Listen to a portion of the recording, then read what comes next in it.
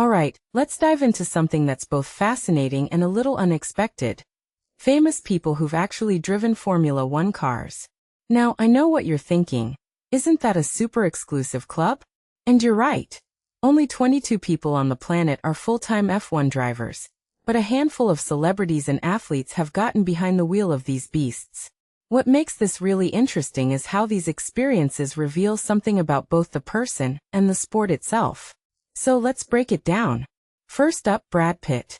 Personally, I think this one's a no-brainer. He's a motorsport fan, and he got to drive a McLaren F1 car for his role in F1, the movie. But here's the kicker. He didn't just do it for the cameras.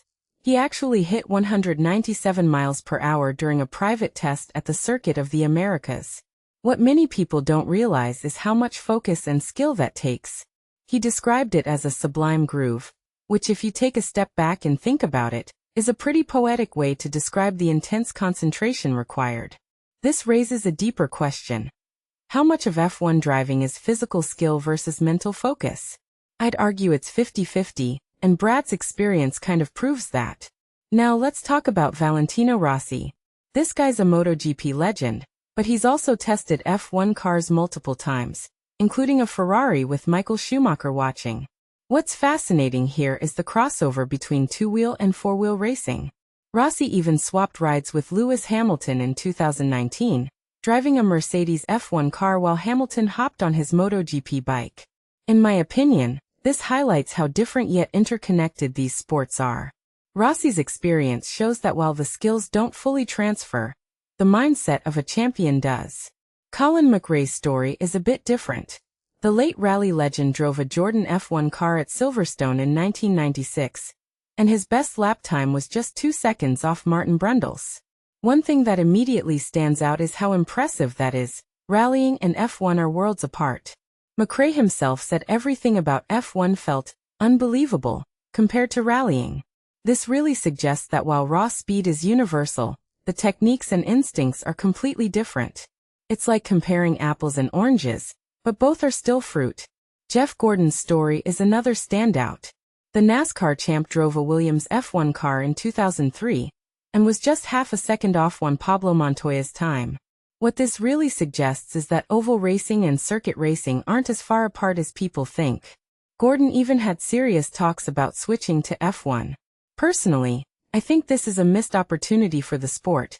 Imagine the crossover appeal if a NASCAR legend joined the grid. It's a what-if that still lingers. Tom Cruise? Yeah, he drove a Red Bull F1 car in 2011 and hit 181 miles per hour.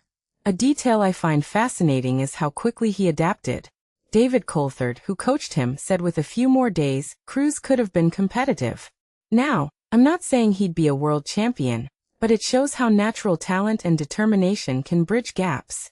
It's a reminder that F1 isn't just about the car. It's about the driver's ability to learn and adapt. Marc Marquez, another MotoGP champ, tested a Toro Rosso F1 car in 2018. What makes this interesting is how he described it as an absolute highlight of his career. From my perspective, this speaks to the allure of F1. Even for someone at the top of another motorsport, it's like the ultimate benchmark, a way to measure yourself against the best of the best. Sebastian Loeb, the rally legend, drove F1 cars multiple times, including a Red Bull test where he finished 8th fastest out of 17 drivers. What many people don't realize is how close he came to racing in F1. He was linked to Toro Rosso in 2009, but didn't get a super license. In my opinion, this is a missed opportunity for F1. Loeb's rally skills, precision, adaptability, and bravery could have brought something unique to the grid. Guy Martin's story is a bit different. He restored a 1983 Williams F1 car and raced it against Jenson Button. What's fascinating here is the blend of history and competition. Martin's approach was methodical. He built up speed and impressed everyone. This raises a deeper question. How much of F1 is about the car versus the driver? Martin's performance shows that even in a historic car, skill and respect for the machine can make a difference. Mick Doohan, the 5-time MotoGP champ, spun a Williams F1 car on his first lap in 1998. What this really suggests is how unforgiving F1 can be. Doohan admitted it frustrated him. even though he had no intention of switching sports. Personally, I think this highlights the fine line between success and failure in F1. One mistake can define your experience, even if you're a legend in another field. Finally, Carlos Sainz Sr., the rally icon, drove a Ferrari F1 car in 2024 alongside his son, Carlos Sainz Jr. What makes this interesting is the family connection. It's not just about the drive, it's about the legacy. From my perspective, this shows how F1 can be both a personal and generational journey. It's not just a sport, it's a bond. So what's the takeaway here? These stories aren't just about famous people driving fast cars.